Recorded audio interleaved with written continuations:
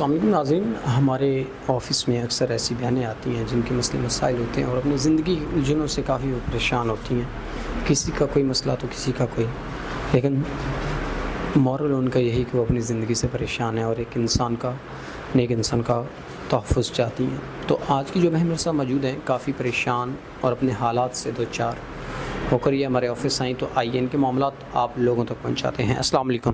وعلیکم السلام. اچھا بہن، مجھے بتائیے گا کیا زندگی کے معاملات، کیا پریشانیاں، کیا ٹینشنیں ہیں جن کی وجہ سے آپ پریشان ہیں؟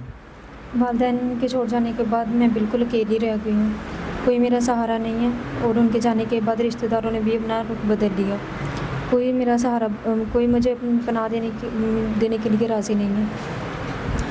لوگ مجھ پر ظلم کرتے ہیں، رشتہ دار طرح طرح کی باتیں سناتے ہیں. سہارا بننے کے بجائے الٹا مجھے طرح طرح کے تانے دیتے ہیں. تو میں بالکل اکیلی ہوں، بہت پریشان ہوں، اور ان سب پریشانیوں کی وجہ سے تنگ آ کر میں نے خودکشی کرنے کی کوشش کی. تو پھر خیال آیا کہ خودکشی حرام ہے، تو پھر یہی سوچ کر ان پریشانیوں کا سامنا کر رہی ہوں. آپ کو پریشانیوں کا سامنا ہے تو آپ زندگی کو آگے کیسے فیس کر پائیں گے یا اپنی زندگی کو مزید آگے کیسے چلا پائیں گے؟ میں چاہتی ہوں کہ میں کوئی ایک نیک شخص جو ہے وہ مجھ سے نکاح کرے اور میری حفاظت کرے، میری خواہشات کو پورا کرے.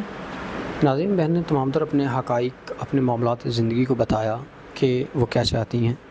اکثر اس معاشرے میں ہماری بہنیں جو تنگ ہیں اپنے حالات زندگی، اپنی زندگی سے پریشان ہوتی ہیں، تو وہ یہی چاہتی ہیں کوئی نیک انسان جو ان کے معاملات زندگی کو ایک اچھے طریقے سے آپ لوگوں تک پہنچائے، اور ایسے انسان کی تلاش میں جو محافظ بن سکے، جو ان کے معاملات، ان کی ضروریات زندگی کا اچھے طریقے سے خیال رکھ سکے اور ان کو عزت، تحفظ سب کچھ وہ دے جو عورت کی ایک ضرورت ہوتی ہے یا جو عورت ایک چاہتی ہے.